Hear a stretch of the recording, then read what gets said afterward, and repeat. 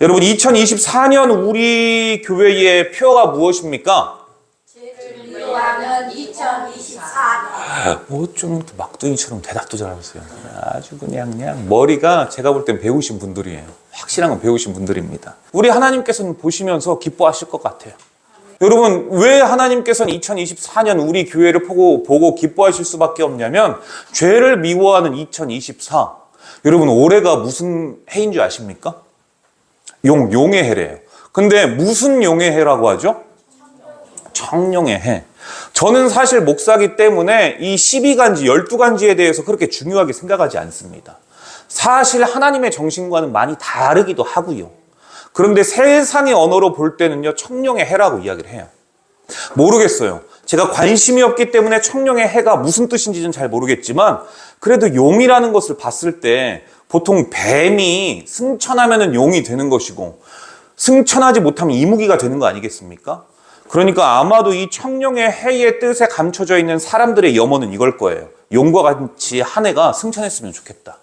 그리고 우리 삶 가운데에서 내 삶의 발목을 붙잡고 있는 모든 그러한 넘어지는 것들의 중심이 되는 것은 용이 내뿜는 불을 통해서 다 태워져 버렸으면 좋겠다. 아마 그런 뜻이 아마 청룡, 이 의미를 담아서 이야기하는 걸 겁니다. 그런데 방금 전에 이야기 드렸던 것처럼 이 용은요, 자신이 처음부터 용은 아니죠. 분명히 그 전에 탈피의 과정 전이 있습니다. 그것이 바로 뱀 아니겠습니까?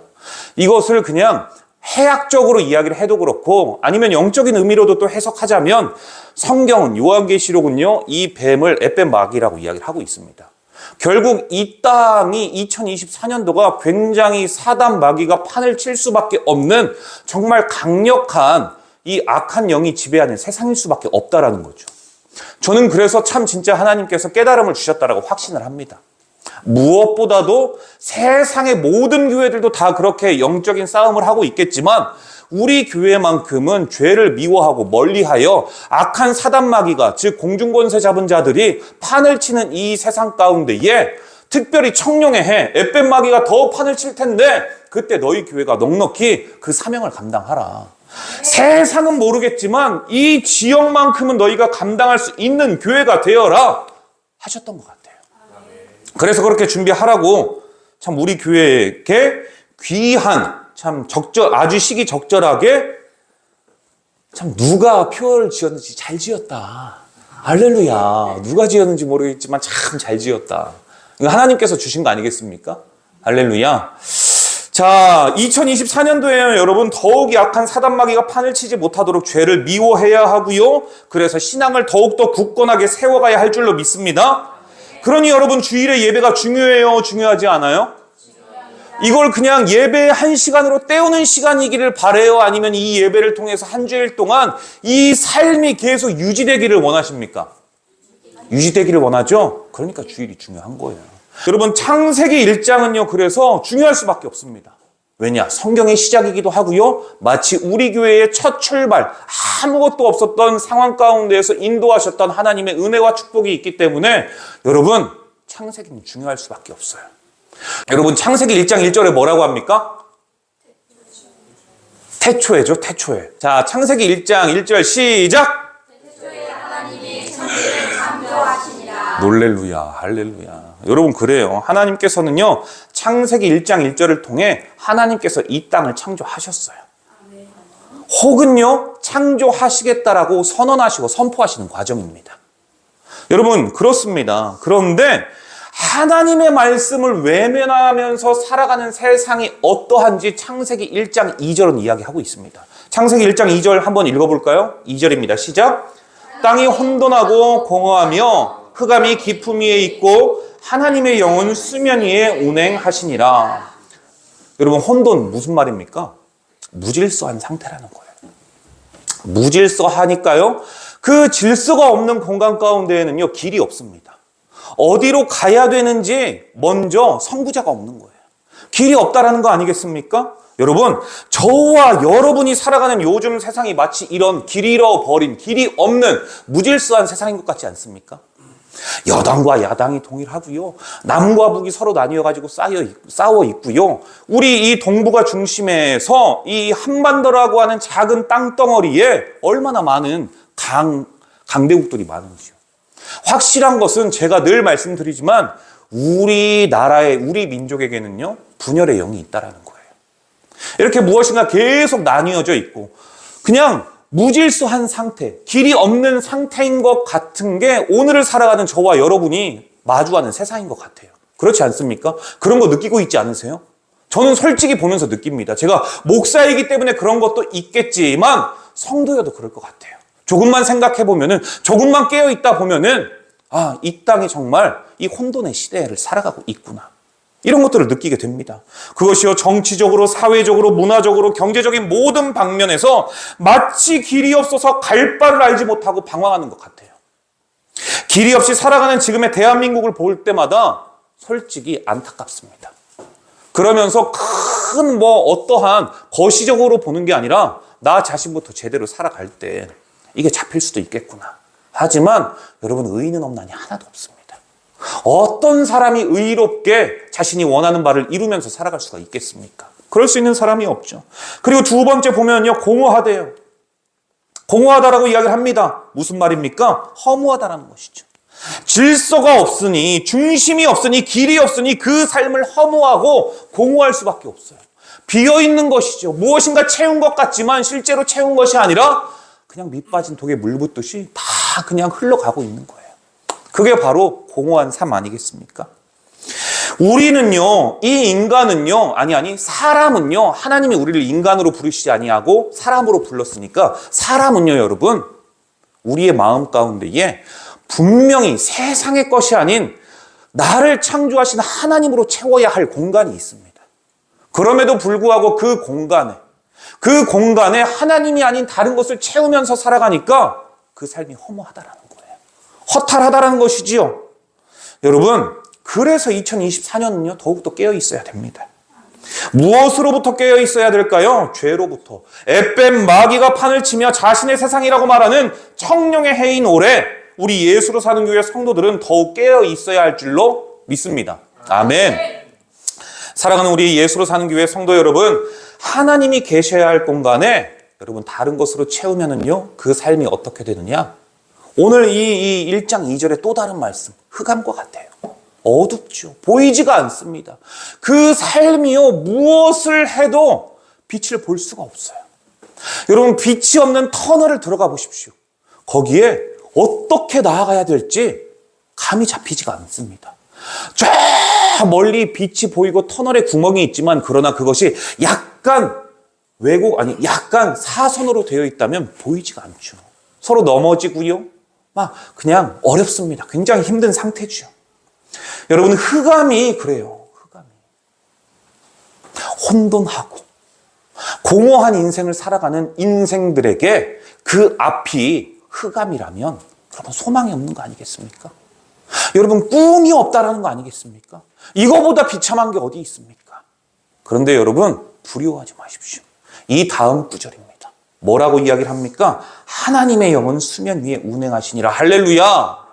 여러분 소망이 없는 사람, 소망이 없는 자들, 무질서한 삶에 살아갈 수밖에 없이 그 위험에 노출되어 있는 저와 여러분 가운데에 하나님이 직접 여러분 개입하신다는 거예요.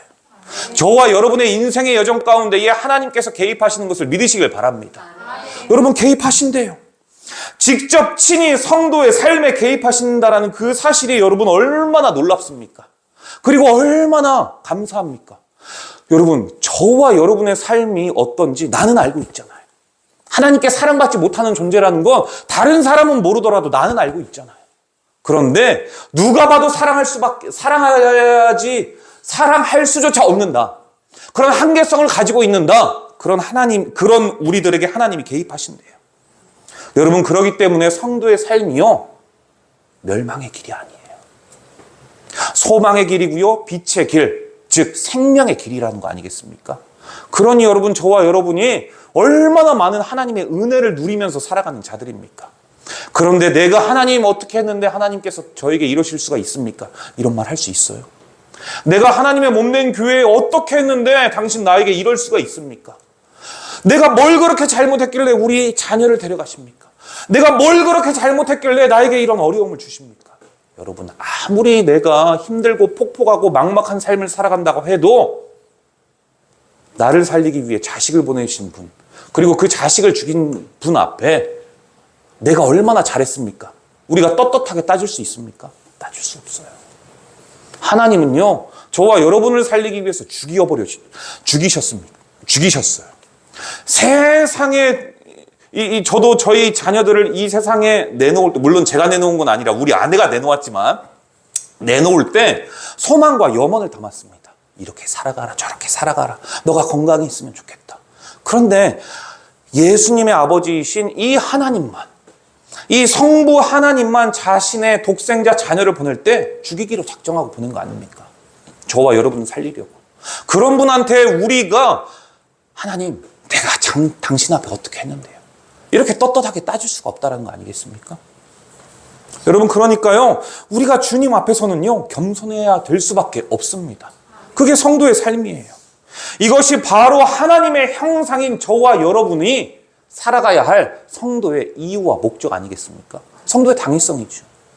창세기 1장 26절, 27절을 중심으로 그렇다면 하나님의 형상대로 창조된 사람은 어떤 의미인지 한번 오늘 살펴보려고 합니다.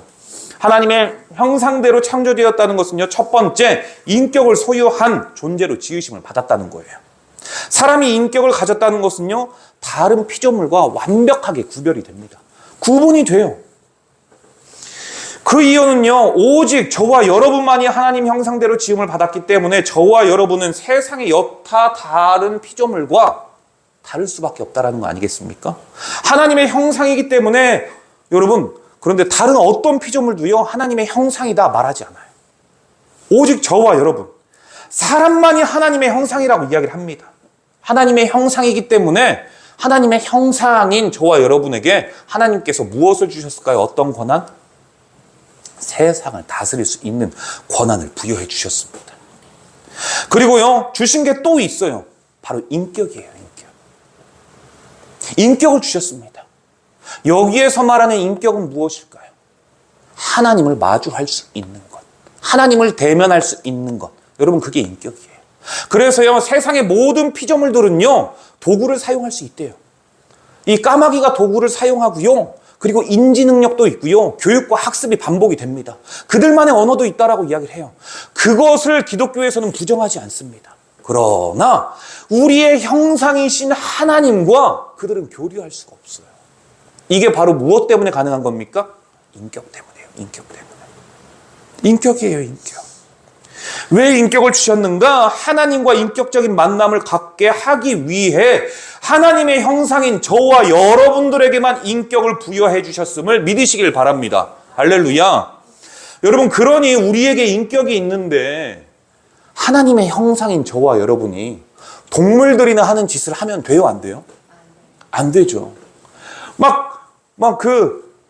우리의 주를 섬겨야 되는데 세상의 주를 섬겨가지고 엄청 부어라 마셔라 해서 여기에다가 그 비둘기밥 만들면 돼요, 안 돼요?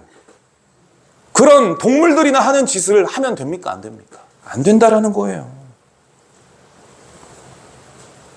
여러분, 하나님의 성품이라면, 인격을 가졌다면 그 인격에 걸맞는 하나님의 형상을 닮아가려고 해야 되는 거 아니겠습니까? 아니면 적어도 이게 된장인지 독인지 그것 정도는 구분하고 분별할 줄 알아야죠. 바라기는 하나님의 형상을 부여받은 우리와 하나님께서 인격적인 만남을 원하시는데, 보고 듣고 알고 계시는 하나님과 대면할 수 있는 인격을 갖추신 여러분 되시기를 주님의 이름으로 축복합니다. 여러분, 그래서요, 우리는요, 하나님을 의식하면서 살아가야 돼요. 하나님과 교제하기 위해 저와 여러분에게 인격을 주셨기 때문입니다. 그러면 하나님을 의식하면서 살아가야 되죠. 아담과 하와가 이거를 잃어버렸기 때문에 죄악된 삶으로 살아가지 않았습니까? 하나님을 의식하면서 살아갔다면 하나님께서 명령하신 그것을 반드시 기억하면서 살아갔을 겁니다. 그런데 교육은 반복이라고, 반복되어지는 교육을 아담은 하지 않았던 것 같아요, 하와에게. 그래서 먹으면 안 된다고 했는데, 죽을 수도 있는데, 이렇게 이야기를 한 거죠. 확실하게 교육이 됐고 확실하게 반복적으로 계속 그냥 귀에 딱쟁이가 앉을 정도로 이야기했다면 알았겠죠. 흔들릴 이유가 없었겠죠. 여러분, 그래서요, 우리가 하나님을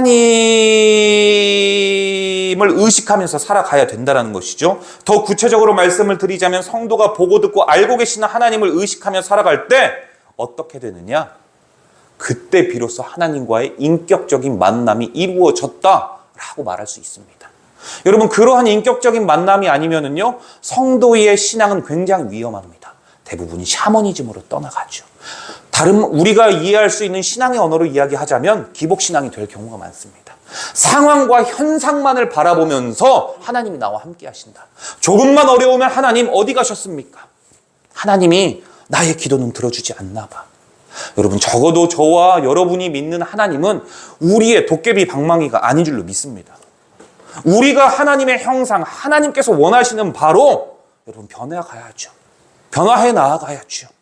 여러분, 그렇다면 어떻게 우리가 하나님과 인격적인 만남을 가질 수 있나요? 인격적으로 만난다? 이게 도대체 무슨 말입니까? 많이 들어서 알고 있는데 그거 우리가 어떻게 해석해야 돼요? 이걸 알아야 되지 않겠습니까? 적어도 어려운 거는 제가 풀어드릴 테니까 궁금한 것이 있으면 질문을 해야 돼요. 성도의 삶에 있어서 정말 이런 의문이 있고 이게 어렵다, 무슨 말인지 모르겠다, 그런데 목사님 모르면 어떻게 하나? 쪽팔리게 해. 여러분, 부끄러워도 돼요. 제가 부끄러워도 됩니다. 그래야 저와 여러분이 저를 긴장시킬 거 아닙니까? 그리고 제가 그냥 여타 동일한 목사와 동일한 삶을 살아가지 아니할 거 아니겠습니까? 여러분, 인격적인 만남이 어떻게 이루어질 수 있느냐? 첫째, 하나님의 말씀을 듣는 거예요. 주일의 말씀을 통해서, 그리고 여러분이 개인적으로 말씀을 읽고 묵상하면서, 그게 첫 번째입니다. 그리고 두 번째요, 그렇게 살아낼 때 하나님의 말씀을 묵상하고 보고 듣고 알고 계시는 성도의 모든 그 전인적인 것을 다 알고 계시는 하나님을 의식하면서 하나님의 말씀을 듣고 보고 읽고 그대로 살아내려고 구현해낼 때 저라도 찾아갈 것 같아요. 너 정말 열심히 살아가는구나. 너 정말 힘들었겠구나. 그럼에도 불구하고 세상과 타협하지 않았네. 너 내 자녀구나. 내가 너를 존귀하게 여겨. 저라도 그럴 것 같아요. 여러분, 이게 바로 깨어있는 자. 이것이 바로 하나님과 인격적인 만남을 통해 동행하는 자의 성도의 삶인 줄로 믿으시길 바랍니다. 다른 것은 아니에요. 다른 것은. 다른 방법들도 있겠죠. 그러나 그게 궁극적인 것은 아닙니다. 여러분, 그렇기 때문에 저와 여러분이 하나님의 말씀을 읽어야 될 줄로 믿습니다. 만약에 여러분이 하나님의 말씀을 읽지도 않는데 그냥 삶에서 만사형통으로 잘 나가고 있습니까? 그거요, 하나님의 뜻 아닐 수 있습니다. 10중 8구 아닐 수가 있어요. 100이라고까지는 제가 신이 아니기 때문에 말할 수는 없지만 그럼에도 불구하고 잘 가고 있다면 여러분, 그거 하나님 뜻 아닐 수도 있고요.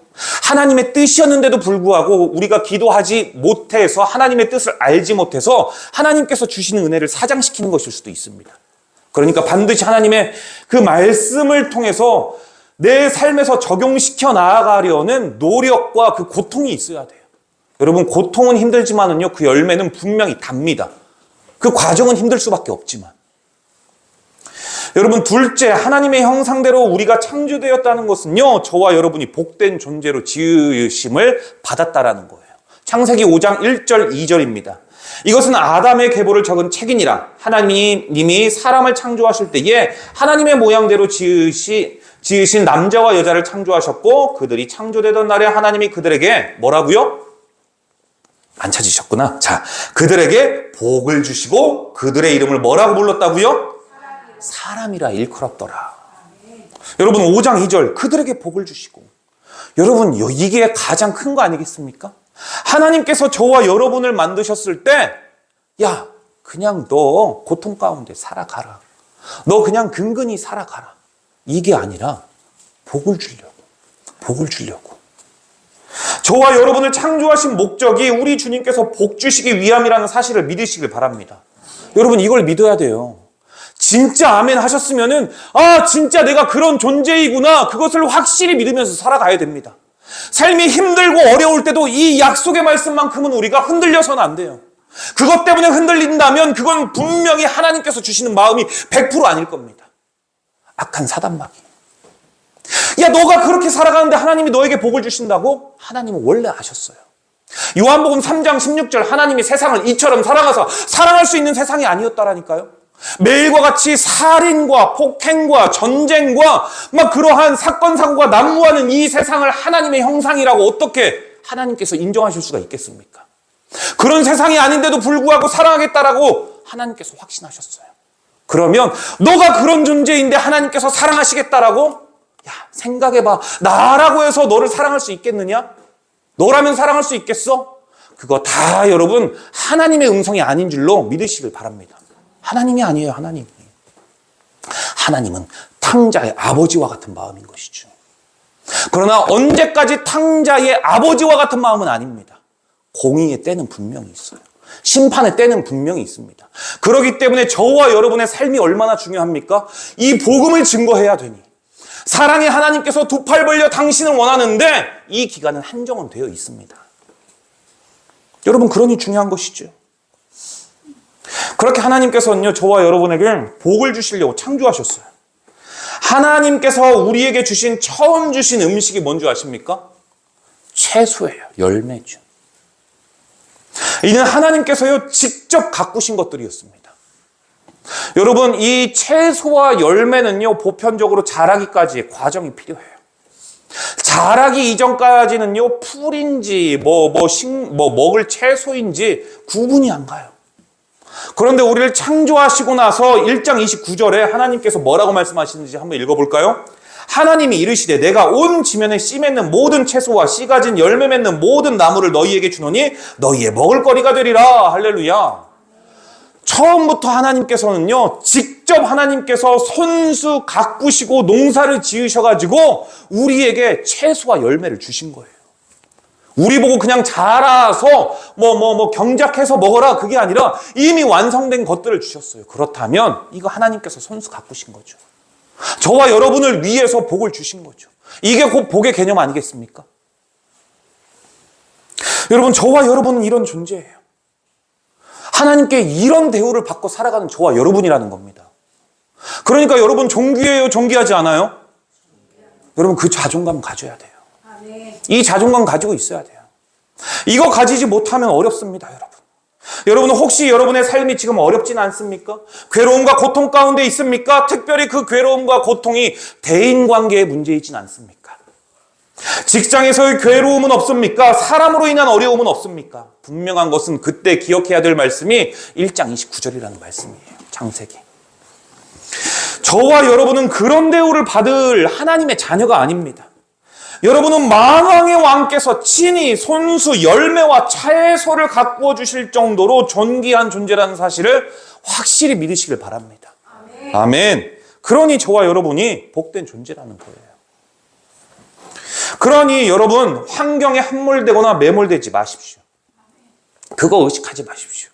그거 생각하다 보면요, 절대 일어나지 못합니다. 이제까지 그렇게 살아봐서 알잖아요. 사람이 한 이야기들을 그거 묵상하고 되뇌이다 보면은 결국 잠 못 이루고 잠 못 이루다 보면은 내 신체 망가지고 불면증 생기고. 여러분, 그거 묵상하지 마세요. 그거 묵상하지 마세요. 그럴 정신이 있으면 이거 하나님께서 주시는 마음은 100% 아니구나. 하나님께서 주시는 말씀의 마음으로 생각하십시오. 여러분, 이게 진짜요, 멘탈이 강한 성도예요. 이 멘탈이 강한 성도는요, 자기 자신을 메뚜기처럼 여기지 않습니다. 오히려 그들은 우리의 먹이라라고 생각을 하죠.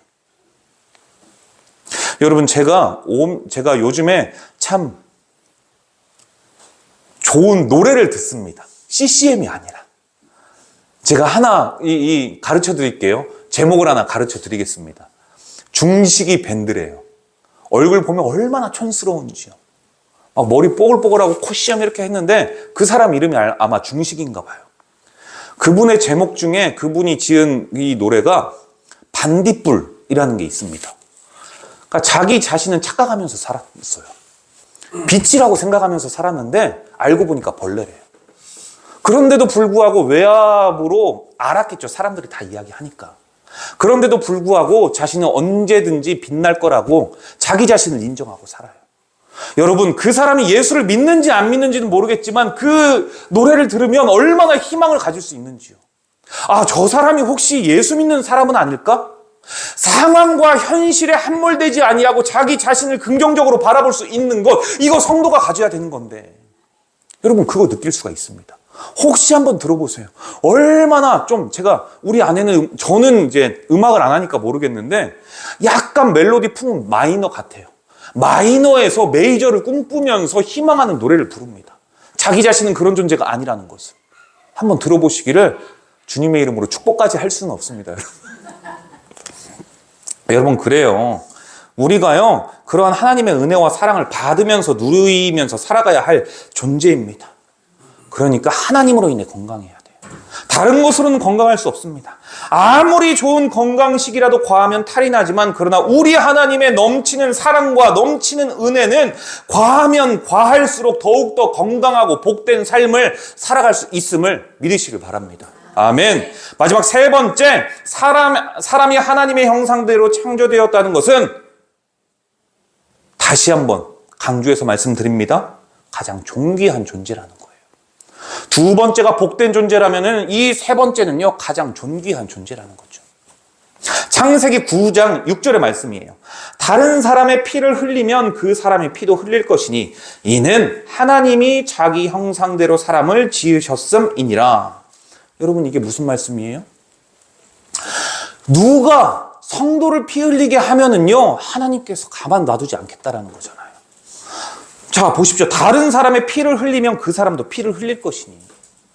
그러니까 작은 여러분 작게 이야기해서 성도겠지만 크게 이야기하면은 창조한 인간 모두에게 확장이 되는 겁니다. 여러분 저와 여러분이 이렇다라는 거예요. 하나님께서요 건들면 안 된대요. 우리는. 그래서 그러지 않습니까? 너를 저주하는 자에게는 아브라함이 하셨던 말씀 내가 저주하고 너를 축복하는 자에게는 내가 축복한다. 여러분 저와 여러분이 이렇게 존귀함을 받는 자녀예요. 어느 누가 이러한 여러분 대우를 받으면서 살아갑니까? 미국이 대한민국에게 핵 우산을 제공한다고 하는데 그런데 여러분 프랑스가 핵을 만든 이유 아십니까? 미국 너희들이 핵 우산을 제공한다라고 하는데 그런데 지금 너희 나라 앞까지 이 핵이 도달되지 않느냐. 그럼에도 불구하고 너희들이 보호해 줄 수 있어? 너희 나라 앞마당에 핵이 떨어질 수밖에 없는 시대와 과학의 시대를 살아가고 있는데 그거 너희가 보호해 줄 수 있어? 미국이 아무 말 못했어요. 그래서 프랑스가 핵을 만들지 않았습니까? 여러분 이 북한이요 거듭해서 탄도미사일을 통해 알래스카까지 보내고 있지 않습니까? 이거 미국요 여러분 거들떠 보지도 않습니다. 얼마나 방어가 잘 돼 있냐면 그 전에 분명히 요격을 시킬 겁니다. 그럼에도 불구하고 내 앞마당까지 어떤 미사일 핵이 온다라고 하면은 그 미국의 입장에서 전라도 말로 껄쩍지근해요? 기뻐요? 껄쩍지근하죠. 그러면 미국이 막상 이 전쟁이 났을 때 100% 핵 우산을 제공해 줄 수 있겠습니까? 못해요. 그래서 전작권을 가지고 오려고 했던 거고요. 그래서 어떻게 해서든지 그 박정희 대통령은 핵을 만들려고 했었던 거죠. 우리나라의 이 국방력이 세계 5위랍니다. 핵을 제외한. 여러분 이거 다시 한번 이야기해 볼까요? 핵만 쓰면은 이 5위건 뭐건 다 필요 없다는 거 아니겠습니까? 여러분 핵이 있는 나라와요 핵이 없는 나라 어디 가서 대화가 되겠습니까? 이거 노 대통령 말씀대로 어떻게 동등한 외교가 가능하겠습니까? 그렇지 않습니까? 그렇지 않아요? 여러분 그런데요 하나님께서 이렇게 보호하신다라는 거예요. 하나님을 믿고 따르는 자녀들은요 핵 우산 정도가 아니라 그분의 말씀은요 1.1에게 오류가 없으니까 단 한 번도 하나님 한 번도 나를 실망시킨 적 없으시고 우리를 실망시키신 적이 없어요. 그분이 언약하고 약속했었던 모든 것은요 어제나 오늘이나 하나님이 이 땅 위에 다시 임재하시는 그날까지 계속됩니다. 우리가 계약을 파기하지만 않는다면 가장 든든한 거 아니겠습니까? 어느 누구도 감히 건들지 못한다라는 거예요. 그렇다면 든든하지 않습니까? 여러분 이처럼 여러분은 존귀해요. 우리 하나님과 여러분 나 목사만이 여러분을 존귀하게 여기는 줄로 믿으시길 바랍니다. 근데 나 목사는 아니에요. 그건 믿지 마세요. 저는 한낱 인간에 불과하지 않습니까? 모든 사람이 죄를 범하였으면 하나님의 영광에 이르지 못하더니 저도 동일하다라는 거죠. 여러분, 제가 볼 때 여러분을 딱 보니까 어쩜 그렇게 하나님의 형상대로 지으심을 받았습니까? 어쩜 그렇게 하나님의 형상대로 지으심을 받았어요.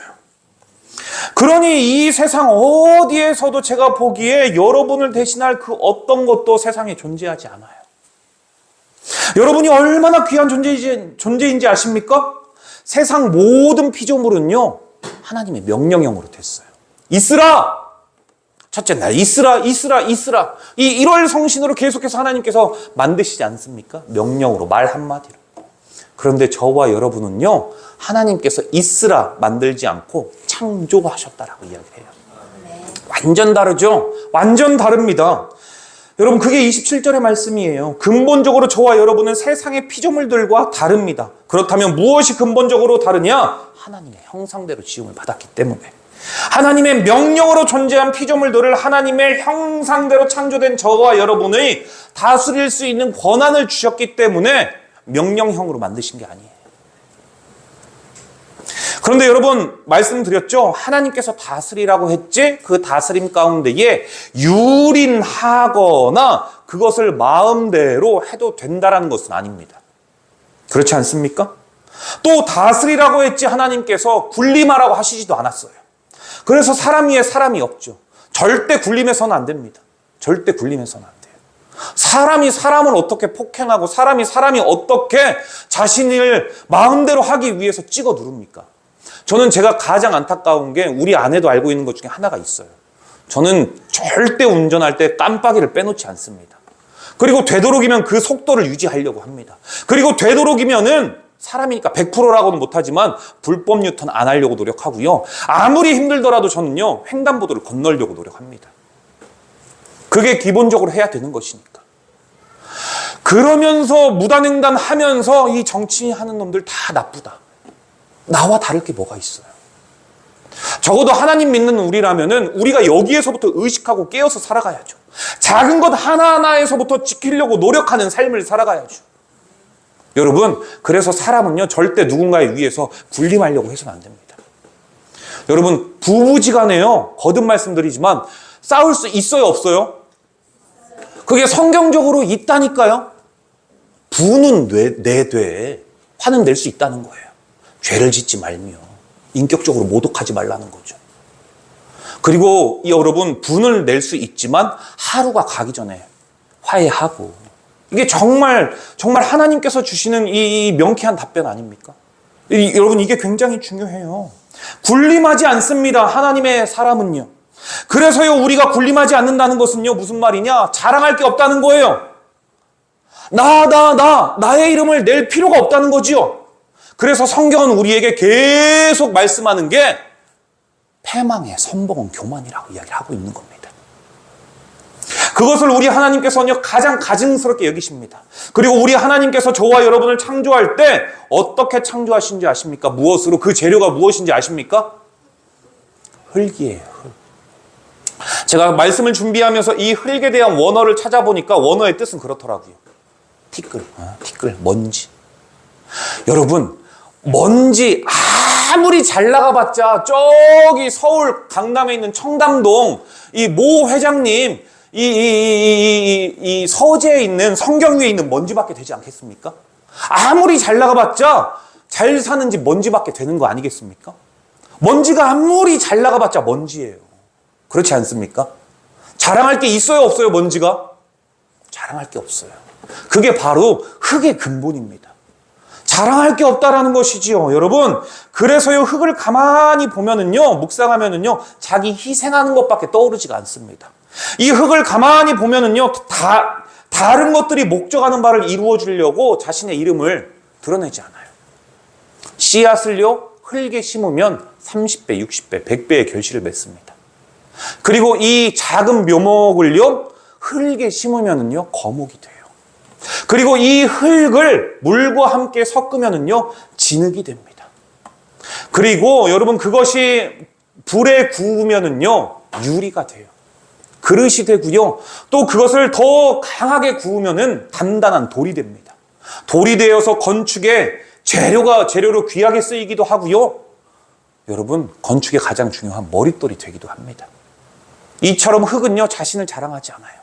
오히려 물과 같이 형태가 없지만 모든 장소, 모든 필요한 공간에 자신을 변형시켜서 그것을 돋보이게 합니다. 여러분, 이게 흙의 근본이에요. 저와 여러분의 근본 아니겠습니까? 그러니 저와 여러분이 자랑할 수 있을 게 있어요, 없어요? 자랑할 만한 게 하나도 없어요. 자랑할 만한 게 없죠. 오히려 하나님께서 다 주셨기 때문에 가능한 것이죠. 그런데 내가 했습니다, 목사님. 목사님, 그거 정말 힘들었는데요. 제가 아는 사람 통해가지고 한번 해봤습니다. 여러분, 이거 결국 성경에서 뭐라고 하냐면 목이 곧은 백성이라고 이야기를 하는 거예요. 자랑할 만한 게 아무것도 없습니다. 오직 우리에게 주어진 임무만 충실하게 행해야 할 뿐입니다. 여러분, 그래서요, 하나님께서는요, 저와 여러분을 흙처럼 자랑하면서 살아가지 말고 드러내면서 살아가지 마라. 오히려 티끌인 너희를 내가 존귀하게 여기니 너희도 너희 자신을 교만하게 대단하게 생각하지 아니하고 너희도 너희 자신을 그냥 존귀하게 여기고 소중하게 여기면서 살아가라. 그렇게 우리에게 흙으로 지으신 이유와 목적을 오늘에서야 우리 교회를 통해서 하나님께서 말씀하고 계십니다. 여러분, 말씀을 정리하는데요, 하나님의 형상대로 창조되었다는 것은 크게 세 가지로 말씀드렸죠. 첫째, 사람은요, 인격을 가졌다라는 겁니다. 둘째, 사람은 복된 존재라는 거예요. 그리고 셋째, 복된 존재인 하나님의 형상인 저와 여러분은 하나님께서 존귀히 여기신다라는 겁니다. 사람을 무엇으로 만드셨습니까? 땅의 흙으로 사람을 지으시고, 하나님의 사람을 만드실 때 다른 피조물처럼 명령형이 아니라 무에서 유를 만들지 아니하고 흙으로 만드셨어요. 자신을 드러낸 게 없다라는 거죠. 그렇다면 하나님의 형상대로 지음받은 사람은 어떻게 살아가야 됩니까? 하나님을 인격적으로 만나야 돼요. 하나님의 형상이기 때문에 여러분, 말씀 읽으셔야 됩니다. 이거 읽지 아니하고 내가 생각하기에는 하면서 모든 사람들이 교회 내에서 무슨 일을 행할 때 교회와 장로가, 교회에서 목사와 장로가, 성도와 성도 간에 싸우거나 다투거나 분쟁이 있지 않습니까? 그들의 이유 잘 들어보십시오. 다 동일하게 이야기를 해요. 하나님의 나라를 위해서 그런 겁니다. 그러면 이 사람만 하나님의 나라를 위해서 일하는 겁니까? 여러분, 하나님의 일은요, 합심하는 거예요. 합력하여 선을 이루는 거예요. 만약에 서로가 그것이 하나님의 뜻이라고 주장한다면 어떻게 해야 된다고요? 차라리 안 해야 된다고요, 그 일. 다 하나님의 뜻인데 싸우면서 하나님께서 일하라고 하는 거 아니거든요. 하지 않아야 돼요. 그게 오히려 하나님의 뜻을 분별하면서 나아가는 성도의 삶이죠. 여러분, 그러니까 교회 내에서는요, 너도 나도 싸우면서 목사님 누가 맞습니까? 그런 거 물어보지 마세요. 그런 거 물어보지 마세요. 누구 편을 들겠습니까, 목사가? 그렇지 않습니까? 그냥 오늘의 말씀을 기억하십시오. 여러분, 그렇기 때문에 늘 하나님께 인격적인 만남을 통해 말씀을 읽고 예배드리고 그렇게 살아가려고 노력함으로 인해서 항상 하나님께 감사와 찬송과 영광을 올려드리며 늘 하나님께서 기뻐하시는 삶을 살아가시는 저와 여러분 되시기를 바라고 한 주 동안 또 샬롬을 누리십시오. 누리신 그 지금 현재의 모습 그대로 다음 주에 나오지 않은 성도님들까지 다 나올 수 있도록 제가 전화하면은 목사님께서 또 그렇구나 라고 이야기를 하시니까 여러분들이 전화를 하셔가지고 왜 그랬어, 목사님이 얼마나 슬퍼했는데 이런 말씀 전해달라고 저는 말하지 않습니다. 알겠죠? 그러실 수 있는 저와 여러분 되시기를 주님의 이름으로 축복합니다. 기도하겠습니다. 전능하신 아버지 하나님,